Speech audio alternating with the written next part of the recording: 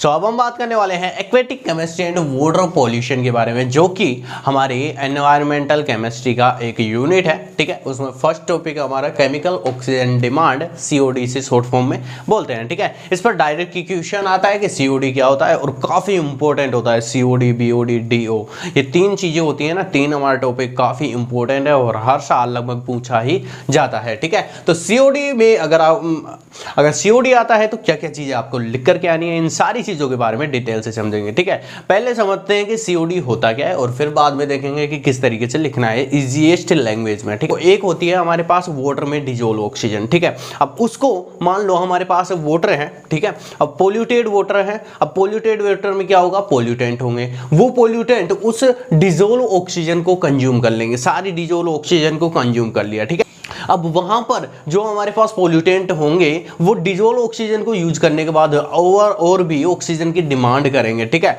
और जो ऑक्सीजन की डिमांड होगी ना, यानी कि मेरे पास मान लो अगर हमारा जो सैंपल है उसमें 10 ग्राम हमारे पास ऑक्सीजन थी। ठीक है, अब 10 ग्राम हमारे पास वो पोल्यूटेंट थे ना, उन्होंने कंज्यूम कर ली। अब इसके बाद और जो ऑक्सीजन की रिक्वायरमेंट है और जो रिक्वायर्ड ऑक्सीजन है जो चाहिए होती है उन पोल्यूटेंट को ऑक्सीडाइज होने के लिए, उसी को बोलते हैं हम COD।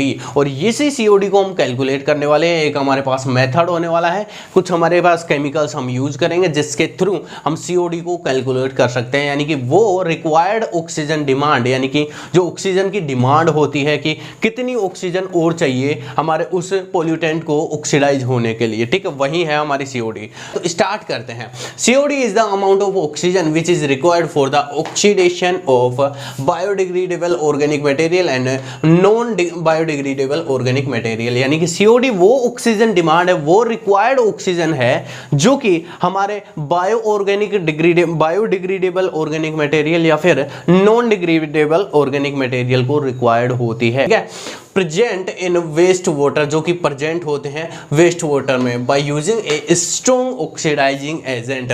और ये जो ऑक्सीडेशन होता है ना, जो हमारे पास है ऑक्सीजन का रिक्वायरमेंट जो पूरी हम करते हैं, वो ऑक्सीजन की रिक्वायरमेंट हम ऑक्सीडाइजिंग एजेंट के थ्रू करते हैं, क्योंकि ऑक्सीडाइजिंग एजेंट क्या काम करते हैं, ऑक्सीजन देने का काम करते हैं। और हमारे पास क्या क्या होता है यहाँ पर, जब भी हमारे पास जो स्ट्रॉन्ग ऑक्सीडाइजिंग एजेंट होता है उसकी जब हम H2SO4 के साथ रिएक्शन कराते हैं तो हमारे पास ऑक्सीजन क्रिएट होती है, ऑक्सीजन बनती है। ठीक है, अब वो जो ऑक्सीजन होती है ना, वो ऑक्सीजन हमारे उस बायोडिग्रेडेबल और नॉन डिग्रेडेबल हमारे ऑर्गेनिक मटेरियल को दे दी जाती है। COD is used for the detection of amount of pollutant in polluted water. तो COD हम यूज करते हैं कि हम हमारे जो पोल्यूटेड वाटर है उसमें पोल्यूटेंट की जो अमाउंट है उसको पहचान सके, कितनी पोल्यूटेंट हमारा पोल्यूटेड हमारा वाटर है। अब थोड़ा अगर पोल्यूटेड वाटर होगा तो उसे थोड़ी ऑक्सीजन की जरूरत होगी, और अगर ज्यादा पोल्यूटेड वाटर होगा तो उसे ऑक्सीजन डिमांड यानी कि COD की अमाउंट बहुत ज्यादा चाहिए होगी। ठीक है,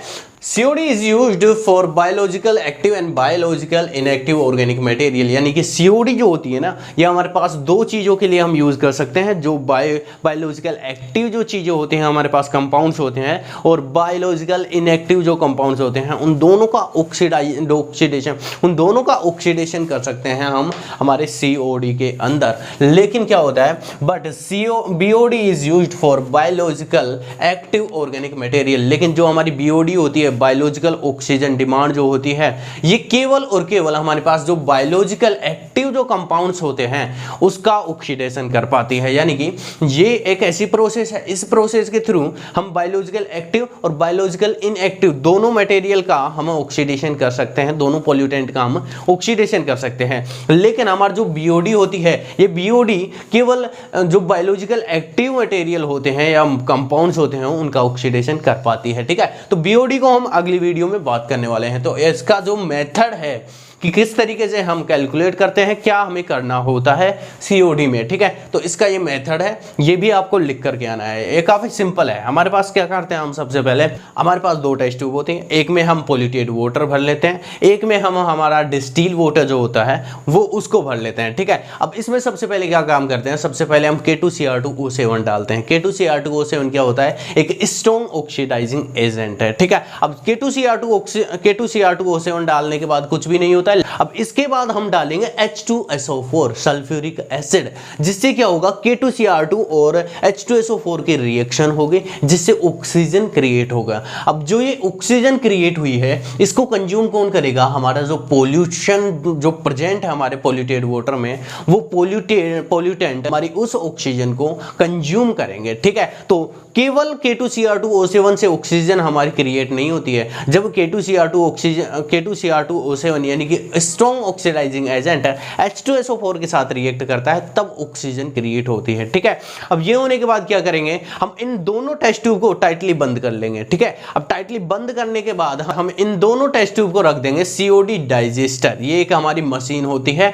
जिसमें हम 150 डिग्री सेल्सियस तक हम इसे कंटिन्यू गर्म करते हैं 2 घंटे के लिए। ठीक है, एज इट इज ऐसे के ऐसे छोड़ देते हैं 150 डिग्री सेल्सियस पर। ठीक है, अब ये करने के बाद क्या काम करते हैं, उनको निकालते हैं 2 घंटे के बाद, और निकालने के बाद हम इन दोनों टेस्ट ट्यूब का जो मटेरियल है उनको हम सेपरेट कोनिकल फ्लास्क में निकाल लेते हैं। ठीक है, अब ये निकालने के बाद हम क्या काम करते हैं, इनको तो साइड में रख देते हैं, और हमारा जो ब्यूरेट है इस ब्यूरेट में डालते हैं हम हमारा जो FAS का जो सॉल्यूशन है, ताज़ा FAS का यानी कि फेरस अमोनियम सल्फेट का जो सॉल्यूशन है उसको बनाते हैं, उसको डालते हैं। ठीक है, उसको डालने के बाद उसमें क्या काम करते हैं, उसमें हम एक इंडिकेटर भी डालते हैं, उसके 2-3 बूंद डाल देते हैं। अब उस इंडिकेटर का नाम क्या है, उस इंडिकेटर का नाम है फेरोइन इंडिकेटर। ठीक है, अब वो फेरोइन इंडिकेटर किस में डाल रहे हैं हम, FAS यानी कि फेरस अमोनियम सल्फेट है, और ये फेरस अमोनियम सल्फेट हम भरेंगे ब्यूरेट में। ठीक है, ब्यूरेट वो सीधी नल की होती है ना जिसके थ्रू हम टाइट्रेशन करते हैं,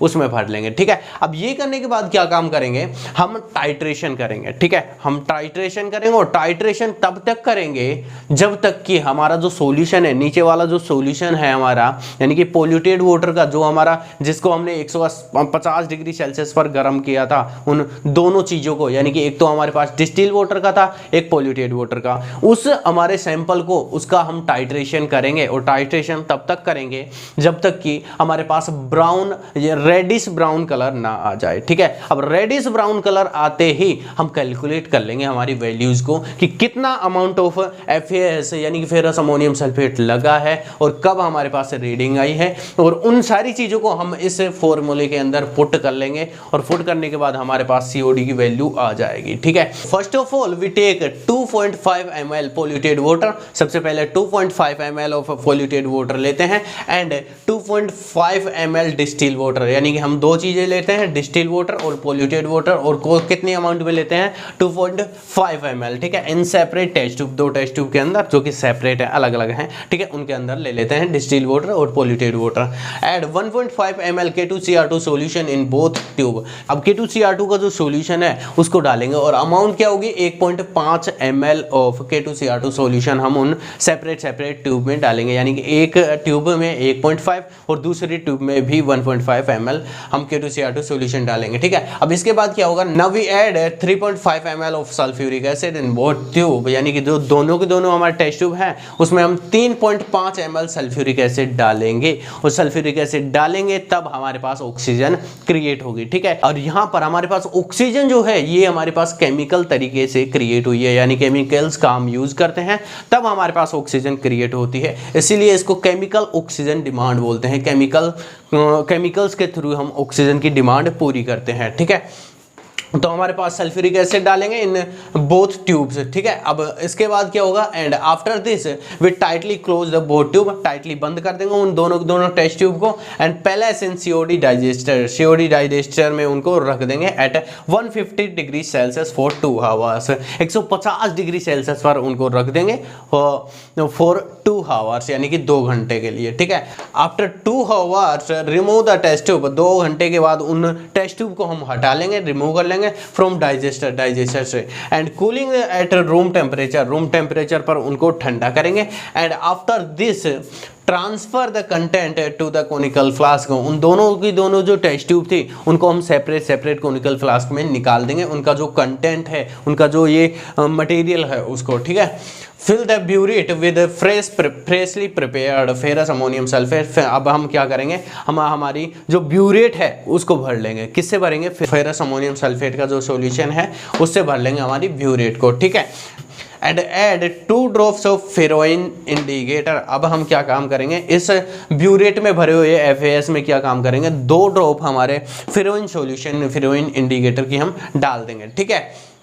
now titrate the content against ferrous ammonium sulphate. अब हम क्या करेंगे, जो हमारे पास जो सैंपल है उसका टाइट्रेशन करेंगे, किसके अगेंस्ट करेंगे, फेरस अमोनियम सल्फेट जो हमारे ब्यूरेट में है ना उसके अगेंस्ट करेंगे, ठीक है। Till the colour change to reddish brown, और ये हम तब तक करेंगे जब तक हमारा जो कलर है वो चेंज ना हो जाए, रेडिश ब्राउन हमारे पास बन करके ना आ जाए, ठीक है। Calculate the COD by following formula. Now calculate the COD by following formula. अब इस फॉलोइंग फार्मूला, इस फार्मूला के थ्रू हमारे COD को हम कैलकुलेट कर सकते हैं। तो फार्मूला क्या है, COD in mg per litre is equal to V1 minus V2 into N of FAS। अब ये N ऑफ FAS क्या है, इन सारी चीज़ों के बारे में यहाँ पर बात करेंगे, इंटू 8000, ठीक है। अपोन में क्या है, volume of waste water sample. अब यहाँ पर V1 क्या है, V1 है volume of FAS and distilled water sample. जब हम टाइट्रेशन करने के बाद हमारे पास जो FAS का जो वॉल्यूम है कि कितना FAS हमारे उस डिस्टिल्ड वाटर में गया था कि हमारे पास ब्राउन कलर आ गया, ठीक है। अब कितना अमाउंट ऑफ FAS जाने के बाद हमारे पास जो कलर है वो रेडिश ब्राउन कलर हमारे पास शो होता है, ठीक है। अब V2 क्या है, volume of FAS in waste water sample, यानी कि जो V2 है ये हमारे पास क्या है, V2 है हमारे पास volume of FAS in waste water sample. Waste water sample की जो वॉल्यूम है, FAS की जो वॉल्यूम है वो FAS की वॉल्यूम हमारे वेस्ट वाटर सैंपल में कितनी % है, ठीक है। और N क्या है, N है हमारे पास normality of FAS solution. Normality FAS solution की जो नॉर्मेलिटी है वो है, ठीक है। अब यहाँ पर 800 बचा हुआ है, 800 क्या है, 800 यहाँ पर रिप्रेजेंट कर रहा है ml equivalent weight of oxygen into 100 ml। 100 ml के अंदर हमारा जो ml इक्विवेलेंट वेट है ऑक्सीजन का वो है, ठीक है, 800 रिप्रेजेंट कर रहा है। तो इस फॉर्मूले के थ्रू हम COD को आराम से कैलकुलेट कर सकते हैं। और अगर ये क्वेश्चन आता है तो सिंपल तरीके से आपको ये सारी चीज़ें लिख करके आनी है। तो ये था हमारा COD के बारे में आज का वीडियो। अगर वीडियो अच्छा लगा हो तो वीडियो को लाइक शेयर और सब्सक्राइब करें। धन्यवाद, जय हिंद।